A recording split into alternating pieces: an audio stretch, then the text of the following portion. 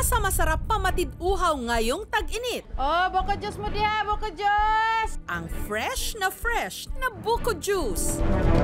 Sarap! Pero sa probinsya ng Davao del Norte, may nabuko kaming gawain dito ng ilang mga kalalakihan. Ang bagong pitas na buko, hindi nila iniinom. Binubutasan nila ang bunga at saka direktang isinasalang sa apoy. At hindi asukal ang inilalagay nila sa sabaw, kundi asin para raw ipanlanggas sa kanilang mga ari. Ang prosesong ito kasi di umano epektibong gamot sa gonorrhea o tulo. Gumaan yung pakiramdam ko. Kinabukasan nun, okay na. Oh, parang okay to ah. Magagaling talagang buko. May medikal na basihan nga ba ang paggamit ng buko kontra tulo? O isa lang haka-haka? Yan ang ating ibubuko! Ang magkaibigang Dave at Robert, hindi nila tunay na pangalan. Aminadong mapupusok sa edad na 20 anyos kung kani-kanino raw sila nakikipagtalik. Ayun, kaya yan mag-inom. Then pagkatapos po mag-inom, ayun, nalasing po. Sabi niya, basta malaki ang bigay niyan, pakisamahan mo lang. Si Dave, pinasok ang mundo ng sex work sa paniniwalang dito siya kikita ng easy money. Sabi niya, di ba naghahanap ka ng pera, yung madali. Nireto niya yung sa akin, yung isang bakla na kilala niya. I-chat mo yan, Gian always. Malaki ang bigay niyan, pakisamahan mo lang. Tapos ayun, Gina, gala daw, gala, kain, tapos inom. Hanggang nangyari na nga ang bagay na matinding pinagsisisihan ngayon ni Dave. Nagtalik na kami. Sabi ko na, kunin ko muna ang kondom ko. Sabi niya na, huwag na, nandito na yan eh. Sige na, nasa ko, lasing na eh. Okay, Gina lang. Binigyan niya ako pa uwi, 1.5. Tapos may 1K na pamasahe daw, 2.5 lang. Makalipas ang ilang araw. Mga 3 araw, napansin ko, hindi na normal yung pag-ihi ko, minuto. Pag tatayo ako ng mabilis, masakit ang puson ko, masakit dito. Parang ang ari unti-unting tinutusok ng dagom.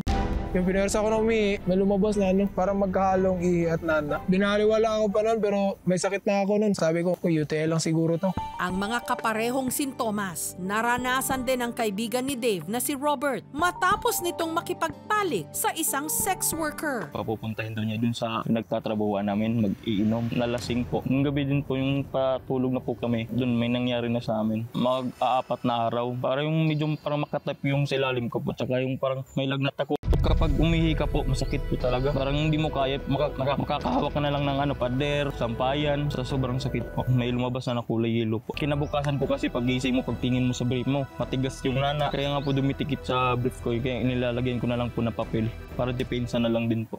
Suspetsa nila ang kanilang mga nararamdaman, sintomas na ng isang STI o sexually transmitted infection. Ang tulo o gonorrhea ay isang sakit na sanhi ng Escherichia gonorrhoeae na bakterya. So ito ay nakukuha sa pagkikipagtalik ng walang wastong paggamit ng proteksyon. Maiiwasan ito sa paggamit ng kondom during sa pakikipagtalik or kung pwede, iwasang makikipagtalik ng kung sino man. Sina Dave at Robert, nagtanong-tanong daw ng posibleng lunas dito. Alala ko na may isang barkada pala ako na nag-share na alam niya kung paano kontrahin ang sakit. Subukan mo yung buko, initin mo lang, effective daw. Tapos ako sige, kung makakabuti yan, Gina ako. Ano pa, bali dito po talaga magbubutas po. Kasi yung pag natanggal po ito, yung lalim po nito, malambot lang po. Tsaka pag natanggal po yung tutusukin lang ng kahoy. Yung kasyang-kasya lang po yung ari ng lalaki po. Pagkatapos butasan ng buko, isinalang na nila ito sa apoy. Pag kumulo na po konti daw, tatanggalin din mo muna yung parang hindi masyadong mainit para paglagay po ng ari mo sa loob, hindi po mainit. Pag naramdaman nyo po na malapit na pong lumabas, doon papasok nyo po yung ari nyo po sa loob, tsaka ibababad nyo sa tubig. Gumaan yung pakiramdam ko, tapos nakapaglaro pa nga ako ng basketball nun eh. Kinabukasan nun, okay na. Ang 34 anyos namang si Tata, hindi niya tunay na pangalan. Aminadong nagkaroon din ng tulo, hindi lang isa, kundi 3 beses pa. Pagdating ng Sabado at Linggo, wala naming trabaho tapos sahuran na. Kaya alis kami, paliw-aliw, inom sa bar. Meron may mga chicks doon na mga upir-upir. Dali na namin sa mga murmurahing mga lodging house. Tapos doon na, dalik na doon. Pagkahapon na, putol-putol na yung ihi ko, di na tuloy-tuloy. Tapos parang nana na yung lumalabas. Doon ako nagtaka. Hanggang may nakapagsabi rin daw sa kanya na subukan nga ang di umano natural na remedyo gamit ang buko. Lunch time namin yun, nagkakuha kaming buko kasi maraming bukuan doon. Kumuha kami. 3 days ko na gumaganon, pag nawala na. Hindi na masakit, tapos mag-ihi ako, ihi na talaga. Nung nawala na ang sintomas, si Tata walang kadala-dala. Ganun pa rin ginawa ko. Na-meet na namin sa may inuman ba. Doon lang nagkakilala kasi lasing na nangkuhan. Ganun pa rin nangyari. Parang sabik ka na kasi di ka na nag-iisip ba na sakit ba ito? Hindi ka nga makatanong. Kinabukas, masakit na yung puson mo na dito banda ba. Tapos pag ihi mo, masakit na talaga. Paggabi, paano pa kunong buko na talaga? Pero sa ikatlong beses na nagkaroon siya ng tulo ang paglalanggas ng kanyang ari gamit ang sabaw ng buko, hindi na raw umepek. Parang malala yun kasi 3 days na wala pa rin yung iba talaga ito na sakit. Kaya si Tata, sunod naman daw uminom ng sabon. Try ko naman yung powder sa di ba kaya yun? Parang hindi lang tayo mabula ba? Kaya pwede siguro lunukin na. Paalala lang po, napakadelikado po itong gawin. Huwag na huwag gagayahin. Siyempre, common sense naman, hindi pwede mong inumin yun. Ang sabon ay yari po sa mga asido o kaya po mga alkali na pwede pong magpasira ng ating pong sikmura. No? So, huwag kang magtaka kung bigla ka magsuka, magtae, sumakit ang todo yung tiyan mo. Ang sakit ni na Dave, Robert at Tata, sinarili na lang daw nila sa takot na mahusgahan. Bale, ininjikan po ako dito sa may balikat po. Tsaka pagkatapos po, binigyan ako ng gamot, 3 tabletes po. Isang linggo yun, gumaling na talaga.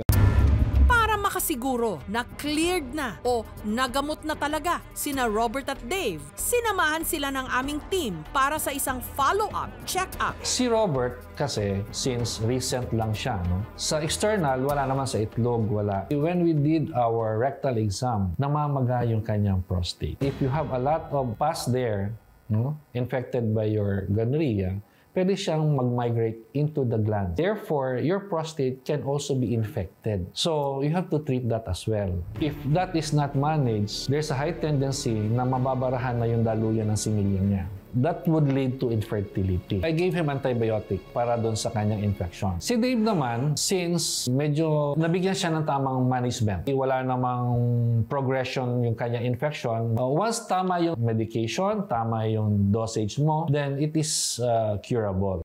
Ngunit may medikal nga bang basihan na ang sabaw ng buko na pinaapuyan at inasinan kapag ipinanlanggas sa ari nakagagamot ng tulo? Wala ang scientific evidence, no, yung mga ganon na proseso sa paggamot ng gonorrhea. Siguro kung iinumin yung buko, magiging hydrated yung isang pasyente kasi mas maganda din para palagi siyang umiihi. It's not a definitive treatment kasi yung wastong paggamot ng ating gonorrhea, dahil ito isang bacteria, ay paggamit ng antibiotic. Yun lang po. Probably, the soothing effect of that juice, ng buko juice, made him feel better, but it did not per se treated their infection. The best way is to prevent it by using condom, especially if you are not sure of your partner. Pag nakakainom, nakakalimot, what they can do is, right after contact, dapat maghugas sila ng sabon. Sasabonin yon, then kailangan nilang umihi at the same time while nagsasabon sila. For those who are already infected, they should be treated. When we say sex, very taboo talaga sa Filipino culture. Kaya marami nagkaka-STI kasi nga, they do the risky things na sabi nila bawal. Di kasi pinag-usapan. Pero kung pinag-usapan siya at the very young age, siguro mas bababa yung mga cases ng STI. Respeto lang kasi that's just health concern. Hindi naman yan nakakabawas ng pagkatao. Ang usapin tungkol sa sex, napapanahon laging pag-usapan, lalo na kapag ang mga bata nasa hustong gulang na. Ang tamang impormasyon, nakatutulong, kapangyarihan. Thank you so much mga kapuso. Kung nagustuhan niyo po ang videong ito, subscribe na sa GMA Public Affairs YouTube channel. Don't forget to hit the bell button for our latest updates.